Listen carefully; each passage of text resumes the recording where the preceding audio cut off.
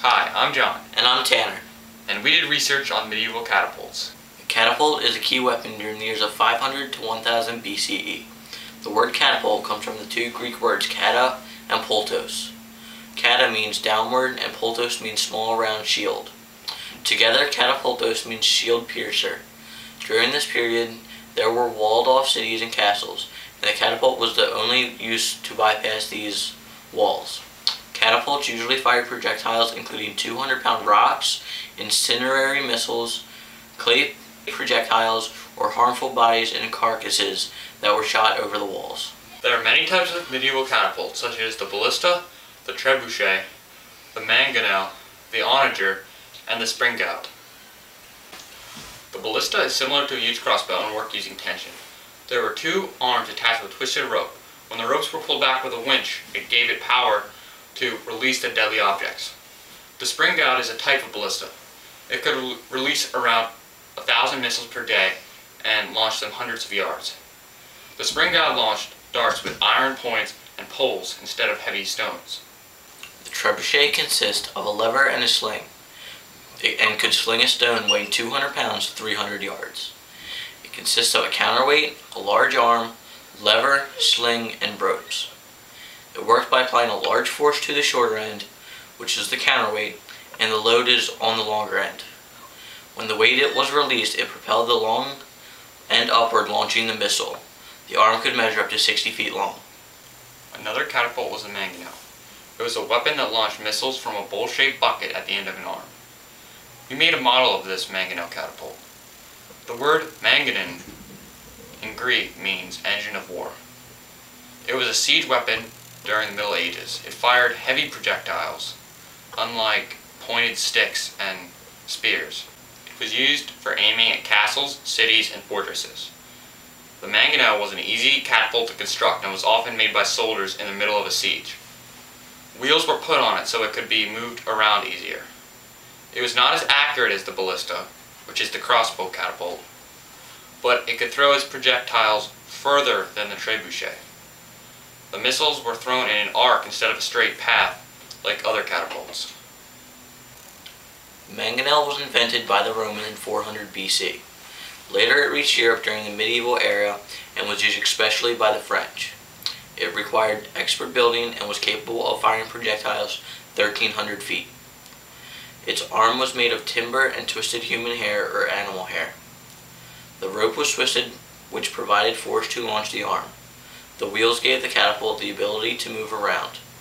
The mangonel missiles included stones, sharp poles, darts, fire, tar, burning sand, Greek fire, dung, bodies, rotting things. This would cause much discomfort inside the walls. John and I made the mangonel catapult, but unlike medieval times, we used power tools. This is a small model of the catapult that we wish to build. We built this to practice tying these ropes and also to know what we're doing while we build this larger one. We made this with smaller materials before we went out and bought. Now we will show us launching this small catapult.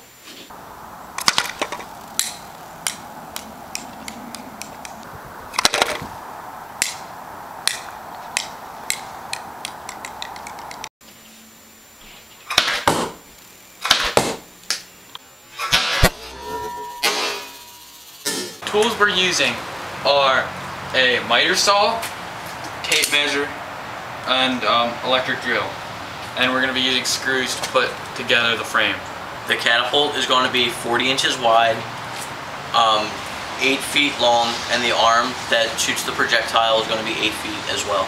Alright, as you can see, we use 16-inch pieces to raise the front of the catapult to maximize distance. I'm cutting the top section of the supports now.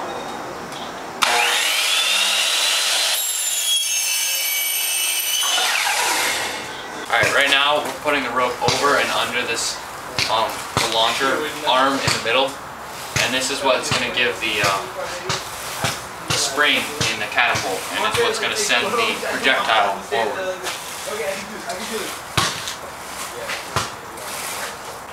Alright.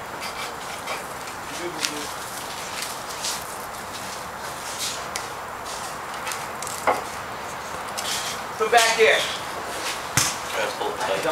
I'm gonna pull it. As you can see, we unwound this string right here, so the catapult is not bowed anymore. So we're gonna put supports in to make it stronger. Our entire catapult just fell apart. We had too much pressure, and it caused the whole thing to bow and fall apart. He added more rope onto the arm.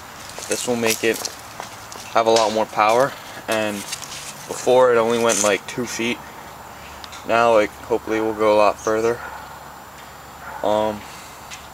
Also we have these frames in here and a second 2x4 going across right here. Also we added a little shock absorber right there and some plywood at the back sides to keep it from falling apart. Also we have a bungee cord on here because over time the ropes get a lot less powerful. I took the bungee cord off and I'm going to show you its springiness now.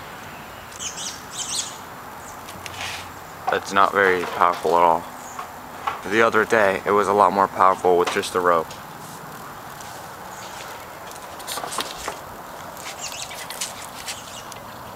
Alright, we finished the catapult. We got it more sturdy now. We got a lot of rope, so it's pretty strong. Now I will demonstrate the catapult in action. Alright, we're going to shoot this catapult now for the first time.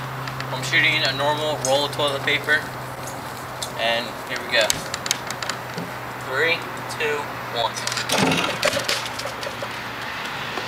Alright, we're going to shoot the catapult again. We're going to shoot a normal roll of toilet paper. In 3, 2, 1.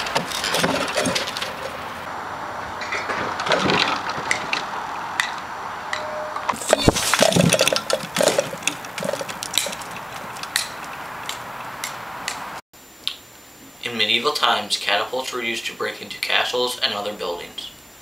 We will aim at a castle wall that is represented by a bag to demonstrate this. Sometimes flaming projectiles were launched as well. We did this using toilet paper as the projectile, and we did this safely and had fire extinguishers nearby. We're going to be shooting a flaming roll of toilet paper to simulate missiles.